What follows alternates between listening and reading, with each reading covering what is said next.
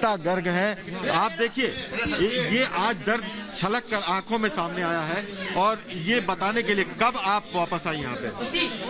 हम लोग जब बीजेपी की सरकार आ गई और वो लोग पकड़े गए, उसके बाद हम लोग आए हैं। आपके घर पे भी हमला किया था?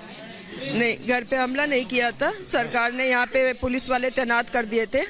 लेकिन हमला किसी और जगह पे हुआ था, किसी और के साथ हुआ था। 2 मौतें हो गई थी। उसके 2 मौतें हुई थी आपके घर में? हमारे घर में नहीं, किसी और के यहाँ हुई थी, जहाँ पे चिट्ठी आई हुई थी वहाँ पे हुई थी 2 मौतें। तो आप लोग यहाँ से कहाँ गए थे पलायन करके? हम अम्बाला गए थे। अम्बाला? हाँ, मेरा पिहर है वहाँ। तो हमें लगा कि हमें सुरक्षा मिलेगी। मेरी बहनें रहती है वहाँ, मामा रहते थे, इनके मामा रहते थे। तो हमें लगता था कि सुरक्षा मिल जाएगी थोड़ी। अगर कोई हमारे साथ बात होने लगी तो 4 लोग खड़े होने वाले होंगे। 5 साल से आप यहाँ पे हैं? हाँ जी।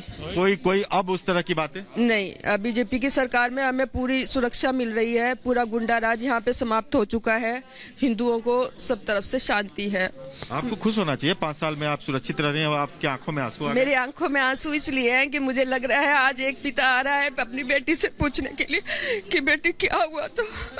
इसलिए मुझे आंसू आ रहा है। मेरे माता पिता नहीं है तो मुझे लग रहा है कि मेरे पिता आ रहे हैं मेरे घर में पूछने के लिए कि बेटा क्या हुआ था। होम मिनिस्टर हैं वो, देश के गृह मंत्री आपसे मिलेंगे, आप उनसे क्या कहेंगे?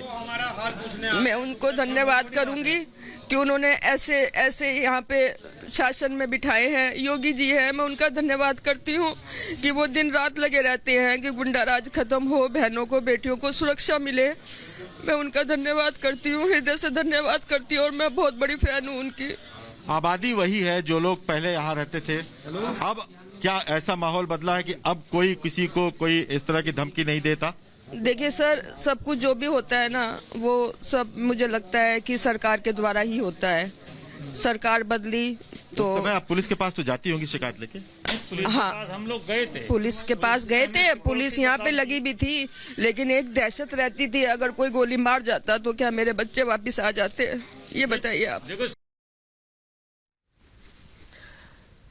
तो आंखों में आंसू ये साफ बताते हैं कि वो दर्द अभी तक लोगों के दिल से गया नहीं है। अखिलेश राय जिन्होंने महिला से बात की है, जिनकी बात करते हुए आंखों में आंसू आ गए, हमारे साथ जुड़ रहे हैं हमारे सहयोगी अखिलेश। अखिलेश, भले ही इस बात से इनकार किया जाता हो कि कैराना से कभी कोई पलायन हुआ हो, लेकिन ये आंसू साफ गवाही देते हैं क्या हुआ था 5 साल पहले। बिल्कुल गवाही देते हैं। और ऐसे समय में जब लोगों को लगता है कि अब हमें पूरी तरह से सुरक्षा मिली है, हम सुरक्षित हैं, तो वो अपने दर्द बयां करते हुए उनके आंखें भर आती हैं। सोचिए कितनी बड़ी पीड़ा रही होगी। हम उसी दुकान के सामने खड़े हैं जो साधु स्वीट है, और इस दुकान के जो मालिक हैं वो छोड़ करके चले गए थे। उनकी पत्नी से हमने बात की, उनकी आंखों में आपने आंसू देखा किस तरह से वो अपनी दर्द बयां कर रही थी। 5 साल से उन्हें सुरक्षा है, 5 साल से उनको कोई धमकी नहीं मिलती, 5 साल से वो सुरक्षित है। लेकिन जब 6 साल पुरानी बातें आती हैं तो आंखों में आंसू आ जाते हैं। ये कहानी उन लोगों की है इस इलाके की जो लोग पलायन के लिए मजबूर हुए थे। और इसी बात को जमीनी हकीकत जो है इसको दिखाने के लिए उनसे बात करने